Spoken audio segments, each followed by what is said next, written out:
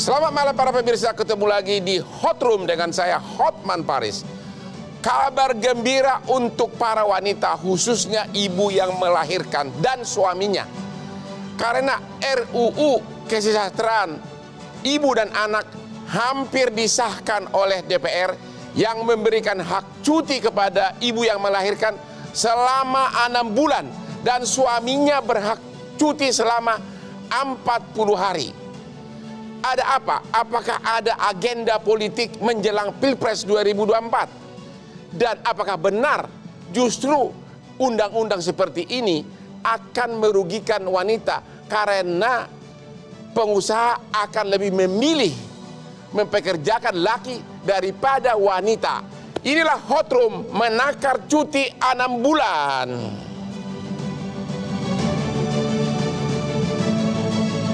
Bu, ibu, bapak, kumpul, sini semuanya kumpul. Mister Ius mau ngasih tahu nih, kalau terselip kabar gembira untuk para pekerja. Saat ini, para anggota dewan tengah menggodok rancangan undang-undang kesejahteraan ibu dan anak atau RUU KIA, yang salah satu isiannya adalah mengenai perpanjangan cuti melahirkan, dan yang tadinya 3 bulan menjadi 6 bulan bagi sang ibu. Cuti bagi sang ayah dari hanya 2 hari menjadi 40 hari. Wow. Katanya ini tuh biar para suami-suami siaga dapat turut mendampingi istri pasca melahirkan. Ini tentu memberikan angin segar bagi para pekerja karena bisa lebih banyak waktu untuk bersama buah hati tercinta. Dan makin terciptanya bonding antara anak dan orang tua.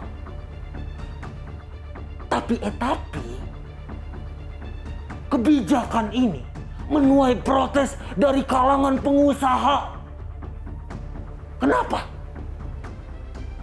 Karena katanya bisa berdampak pada iklim investasi yang baru mau pulih imbas dari pandemi, dan dikhawatirkan akan menurunkan produktivitas pekerja.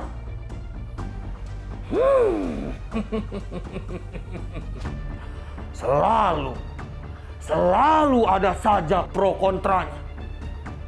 Semoga bisa mendapatkan jalan tengah antara DPR dan para stakeholder ya. Jadi ibu dan ayah senang, para pengusaha juga senang. Bukan begitu?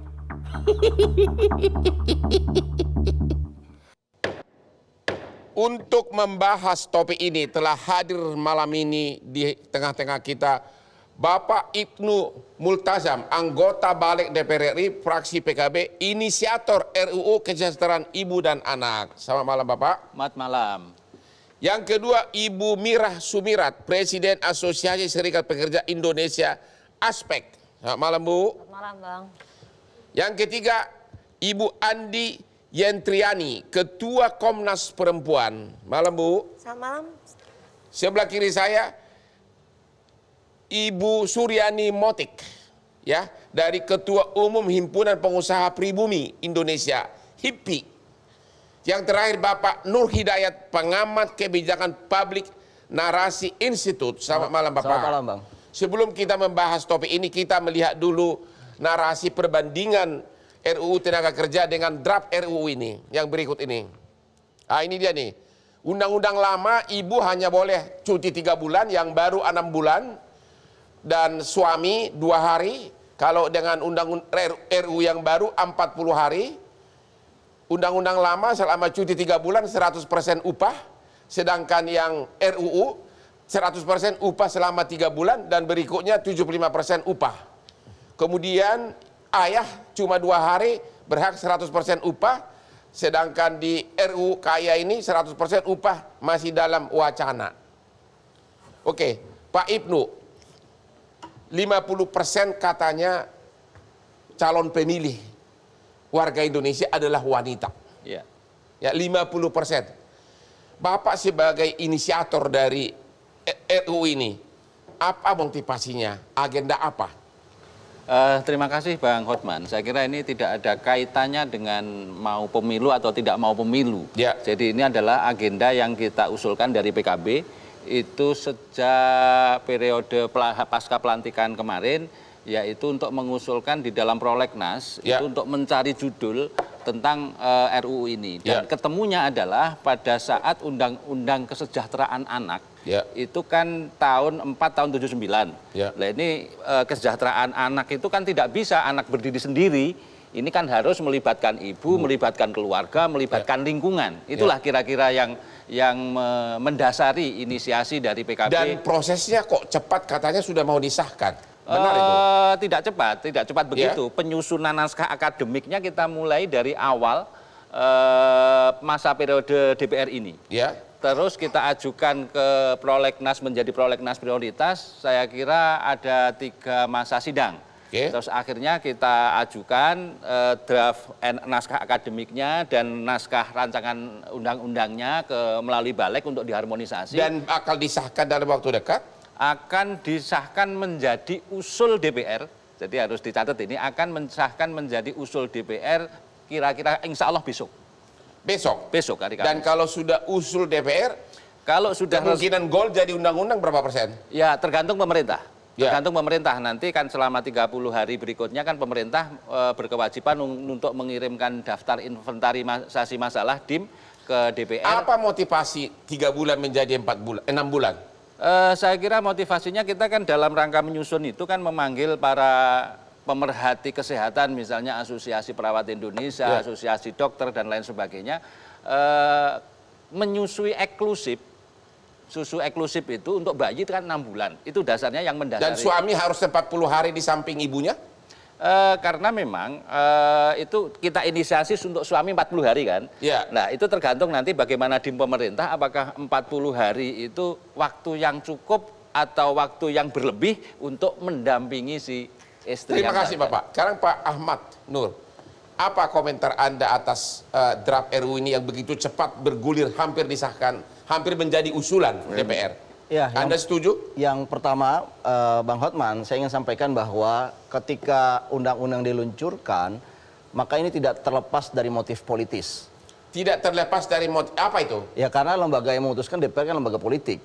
Tentunya pasti memikirkan politis. Yaitu apa? Yaitu adalah ini menjelang tahun 2024. Jadi melihat tadi Bang Hotman sampaikan jumlah pemilih perempuan itu mayoritas, diambillah satu angin surga. Saya katakan ini sebagai angin surga karena memberikan pemanis kepada semua perempuan, terutama perempuan yang bekerja di sektor formal. Keep in mind ya Bang Hotman, kita punya banyak perempuan yang jumlahnya jauh lebih besar, yang mereka ada di informal. Mereka jadi tukang penjajah makanan, kaki lima, itu banyak juga perempuan. Menurut Bapak 6 bulan sama 40 hari itu tepat nggak? Saya kira begini, analisis 6 bulan ini juga agak keliru ya. Kalau saya lihat dari penjelasan di latar belakangnya, ini kan ada keinginan ingin menghindari stunting. Kabarnya stunting itu 22,4% anak-anak kita. Tapi stunting ini kan sebetulnya tidak cukup 6 bulan. Nah, stunting ini jadi problem dan PBB juga mensoroti Indonesia ini 22,4% dari anak-anaknya itu pendek, stunting. Jadi alasan kesehatan ini? Alasan gizi. Nah, alasan gizi itu tidak menjawab 6 bulan. Penelitian mengatakan kalau ingin mengatasi stunting itu butuhnya 1000 hari pertama. Atau sekitar 2 tahun. Jadi kalau misalkan ingin mengatasi persoalan stunting misalkan, kenapa 6 bulan? 6 Jadi bulan, menurut Anda tidak tepat alasan kesehatan? Saya kira alasan untuk mensejahterakan anak dan juga ibu saya kira berlebihan. Begitu. Terima kasih. Ibu Mira, apa benar di sini ada unsur politis? Menurut Anda gimana? Kalau kami dari pekerja atau buruh Indonesia itu mengesampingkan politis atau tidak politis. Yang pertama kami mengapresiasi dulu mengapresiasi atas inisiasi terkait dengan cuti melahirkan 6 bulan untuk pekerja perempuan. Karena menguntungkan pekerja, Jelas, menguntungkan grup Anda. Jelas, tetapi ada beberapa catatan-catatan yang sekiranya juga DPR RI harus wajib juga mempertimbangkan secara matang-matang. Satu, bahwa upahnya juga nggak boleh dipotong, harus jadi tidak ada prinsip no work no pay. Jadi harus diberikan 100%. Jadi ibu malah maunya 6 bulan gaji penuh. Satu itu. Mantap. Yang kedua harus ada memberikan masukan juga dari stakeholder, jadi mengajak stakeholder yang lain supaya tidak menjadi kontroversi juga gitu. Kemudian yang ketiga gini, ini kan kebiasaan nih, mohon maaf jangan tersinggung nih Bang. Jadi DPR ini selalu membuat sebuah regulasi itu ya secepat kilat kalau giliran yang saya nggak tahu ya. Tetapi ujung-ujungnya ya sudah diserahkan untuk GR. Nah, kalau semuanya itu diserahkan ke GR kan artinya produk yang dihasilkan oleh DPR juga kan seperti tidak berkualitas gitu. Harapannya yang sudah-sudah jangan diulangi lagi, seperti misalnya diketok di tengah malam buta atau menjelang pagi hari. Jadi harus dilibatkan stakeholder dalam hal ini para pekerja dan juga pengusaha. Terima kasih, kita istirahat dulu. Temu lagi setelah yang berikut ini.